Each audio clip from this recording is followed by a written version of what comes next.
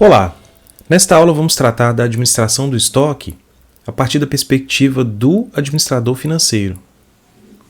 Teremos como objetivos conhecer as recomendações da literatura para a administração dos estoques e também conhecer as técnicas e medidas utilizadas na gestão dos mesmos. Vamos lá! Os estoques representam uma importante parcela do total de investimento em ativos circulantes de uma empresa. Conforme a SAF Neto, eles representam em média 62% dos investimentos em ativos circulantes nas grandes empresas brasileiras. É importante destacar que a quantidade ideal de estoques ela precisa equilibrar o mínimo investimento com adequado atendimento à produção. Estamos cientes também nesse ponto que a responsabilidade direta pela administração de estoques não é do administrador financeiro, mas ele pode influir sobre os resultados globais da empresa, dado que o estoque é caro, e ele precisa interagir junto a essas áreas operacionais que são responsáveis pelo controle do giro e dos níveis adequados de estoques. E é por causa dessa premissa que a gente está trabalhando esse assunto, nesse ponto na disciplina. O que acontece muitas vezes é que os responsáveis por essas áreas da empresa eles procuram cumprir muito bem seu papel, mas esquecem às vezes do objetivo principal da empresa. Por exemplo, a principal atribuição de um gerente de compras vai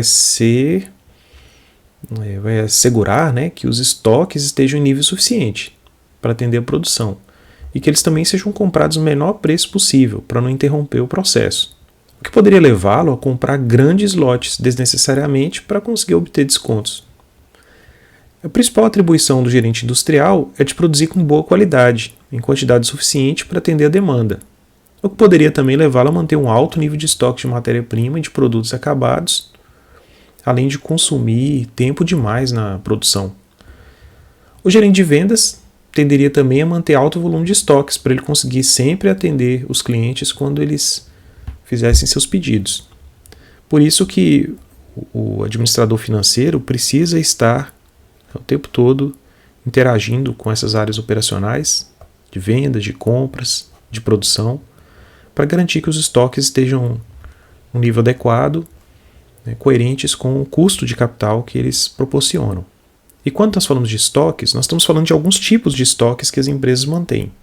Normalmente, em empresas comerciais, os estoques são representados basicamente de mercadorias para revendas.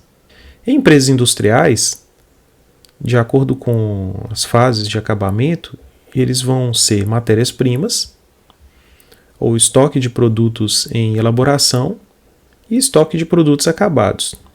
Frequentemente, essas empresas mantêm um almoxarifado ainda com materiais de consumo e materiais de embalagem. Já empresas de prestação de serviços, elas vão manter estoques representados basicamente pelos materiais de consumo e de almoxarifado. E que técnica geralmente a área de estoques utiliza para fazer a gestão dos estoques?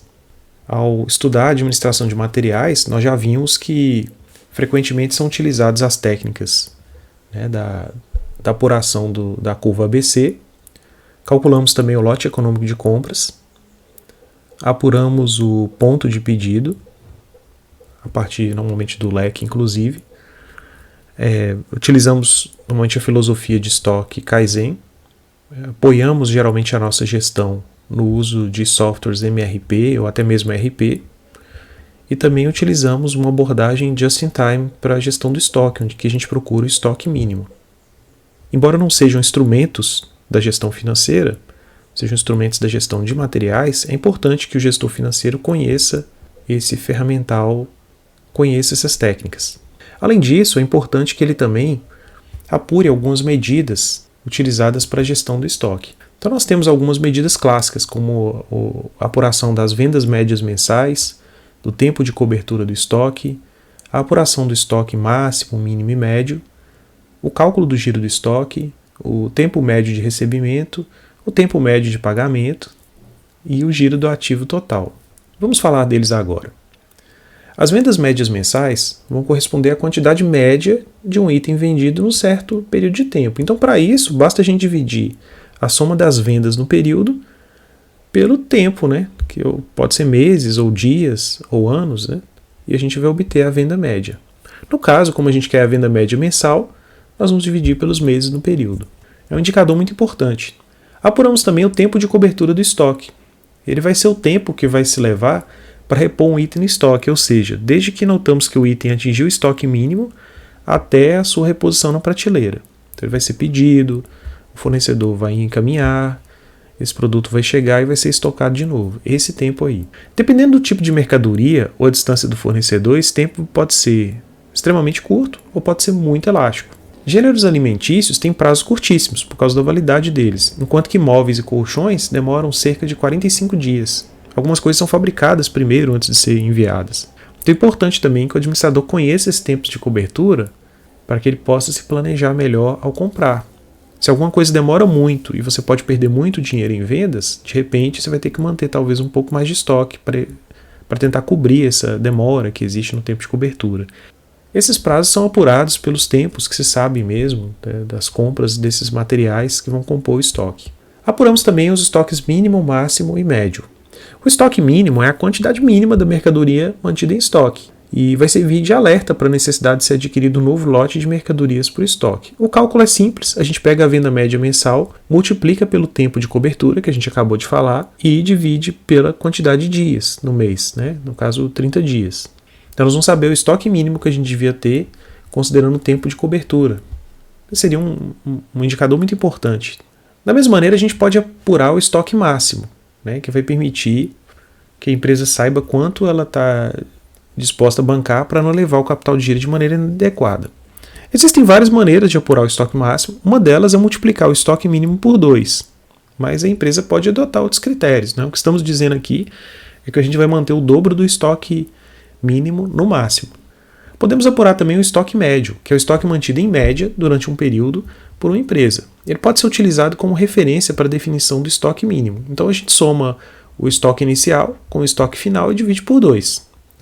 O estoque médio é uma medida contábil clássica. Apuramos também com frequência o giro do estoque. O giro do estoque ele mede a atividade ou liquidez do estoque de uma empresa. O giro do estoque é igual ao custo das mercadorias vendidas dividido pelo valor do saldo de estoque. Você vai saber quantas vezes no ano todas as suas compras são renovadas. Seria a indicação que o giro do estoque te dará. Já falamos aqui do prazo médio de recebimento de vendas, também é um indicador importante, onde você divide todas as contas a receber pelo valor diário médio das vendas. E também já falamos do prazo médio de pagamento de compras, em que você divide o valor do saldo que você tem ainda de contas a pagar pelo valor diário médio das compras. Frequentemente apuramos também o giro do ativo total. Ele vai medir a eficiência com que a empresa usa seus ativos para gerar vendas. Então a gente divide as vendas pelo ativo total. É um indicador importante para saber a eficiência das nossas vendas. Temos, portanto, algumas recomendações da literatura. A primeira é procurar manter o nível mais baixo possível de estoques, dado que os estoques têm um elevado custo financeiro. A gente deve também procurar comprar a prazo apenas se a empresa consegue um empréstimo bancário com juros inferiores aos juros cobrados pelo fornecedor, que é muito importante. Da mesma forma, deve ser o raciocínio para comprar à vista, ou para pagar à vista. Se a gente consegue um desconto que é maior do que os juros que seriam pagos, então compensa pagar à vista. E deve ser feita essa análise sempre. Os adiantamentos, eles devem ser sempre concedidos mediante garantias. Toda vez que a gente comprar alguma coisa e o fornecedor pedir um adiantamento, a gente deve pensar em um sistema de garantias para evitar que a gente pague e não receba. Frequentemente, no caso de contratos, é importante associar o pagamento de cada parcela do contrato a alguma entrega efetivamente, para sempre termos alguma entrega à medida que a gente paga. Esperamos que ao final dessa videoaula você tenha entendido quais são as recomendações da literatura para a administração dos estoques, na perspectiva, claro, do gestor financeiro, e que você também tenha conhecido as técnicas e medidas utilizadas para a gestão dos estoques. Caso tenha dúvidas, estamos à disposição para atendê-lo. Bons estudos!